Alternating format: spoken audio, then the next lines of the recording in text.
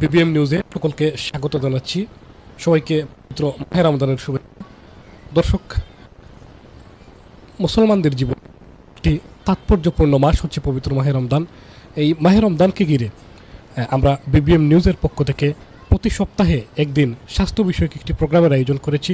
তারই অংশ হিসেবে আজকে আমাদের সাথে রয়েছেন ডাক্তার দেবদুলাল দেপরাক। আমরা প্রথমেই আপনাকে স্বাগত জানাচ্ছি।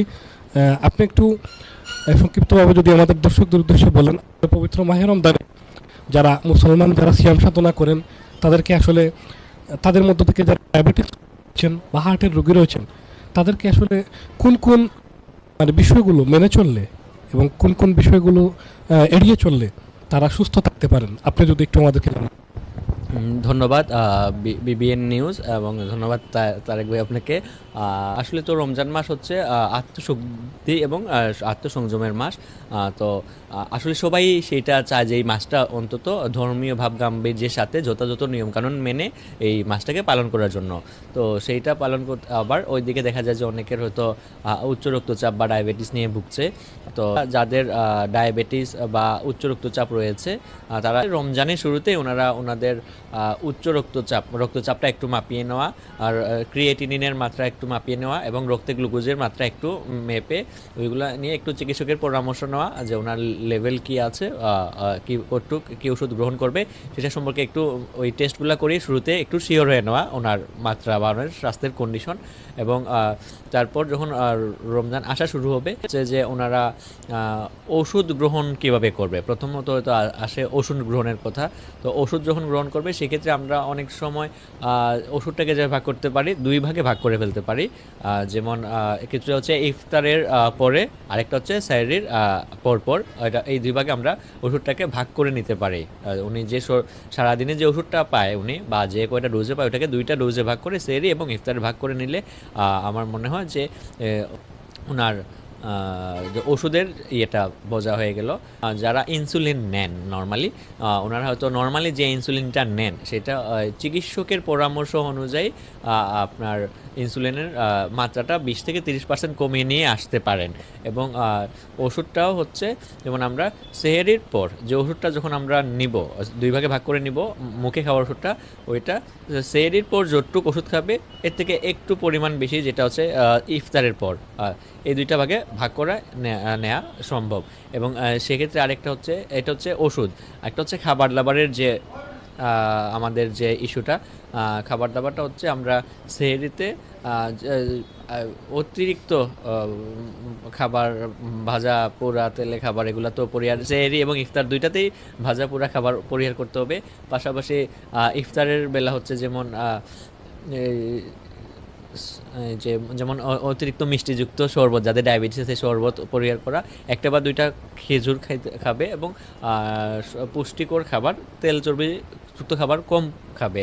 এটা হচ্ছে ইফতারে। এবং সেহরিতে যাদের ডায়াবেটিস আছে ওনারা হচ্ছে আপনার যেমন প্রোটিন সমৃদ্ধ খাবারটা একটু বেশি খাবে। পাশাপাশি হয়তো আটার রুটি বা ব্রাউন রাইস খেতে পারে এগুলা। এটা হচ্ছে খাবার দাবারের যে নিয়মটা। এবং পাশাপাশি বলা হয়েছে যেমন ইফতারের আগে যাদের স্পেশালি ডায়াবেটিস আছে, যে ইফতারের ঠিক আগে ওনাদের তো একটা ইয়ে থাকে, যেমন ব্লাড সুগার কমে যাওয়ার একটা, অনেকের হাইপোগ্লাইসেমিয়া হওয়ার সম্ভাবনা থাকে, যেহেতু সকালে সেহরি, এরপর একটা লম্বা সময় ওনারা ফাস্টিংয়ে থাকতে হচ্ছে বা উপাস থাকতে হচ্ছে। সেক্ষেত্রে ইফতারের ঠিক ইফতারের আগে ভারী কাজ করা থেকে বিরত থাকাটাই সবথেকে ভালো বুদ্ধিমানের কাজ।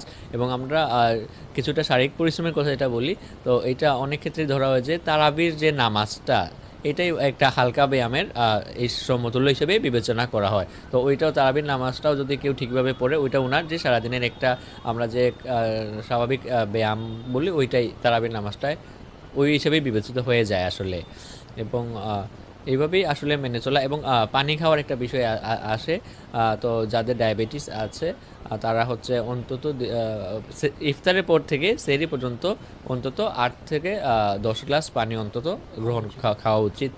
সেক্ষেত্রে যাদের টাইপ 1 ডায়াবেটিস আছে কিংবা যাদের ঘন ঘন হাইপোগ্লাইসেমিয়া মানে ব্লাড সুগার কমে যাওয়ার প্রবণতা থাকে, কিংবা যাদের প্রেগনেন্সিতে যে যাদের ডায়াবেটিস থাকে, জেস্টেশনাল ডায়াবেটিস এটা বলি, তো ওই রোগগুলো যাদের আছে বা সিকেডি আমরা যেটা বলি স্টেজ 4 স্টেজ 5, ওনাদের জন্য রোজা না রাখাটা, ওনাদের স্বাস্থ্য ঝুঁকি বিবেচনায় এত লং টাইম ফাস্টিংয়ে না থাকাটা হচ্ছে বেটার হবে।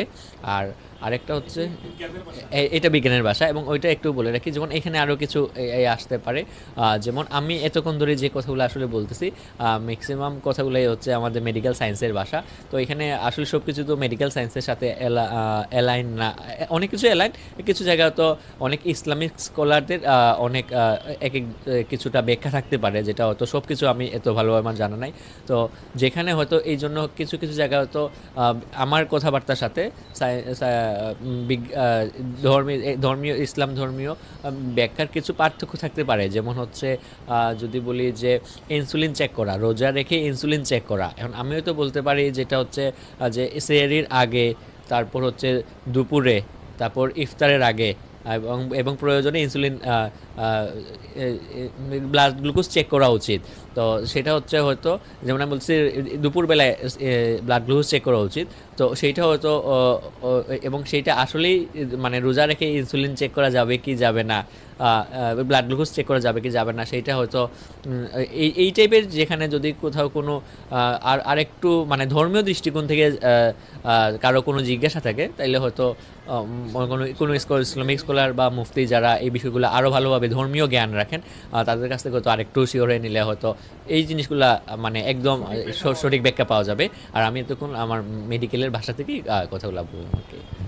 দর্শক, আমরা শুনছিলাম পবিত্র মাহ রমজানে যারা ডায়াবেটিস রোগী রয়েছেন এবং যারা হৃদরোগের রোগী রয়েছে, তাদেরকে আসলে এই রমজান উপলক্ষে কোন জিনিসগুলো আসলে গ্রহণ দরকার এবং কোন জিনিসগুলো বর্জন করা দরকার, সেগুলোই আমাদেরকে জানাচ্ছিলেন ডাক্তার দেবদুলাল দে পরাগ।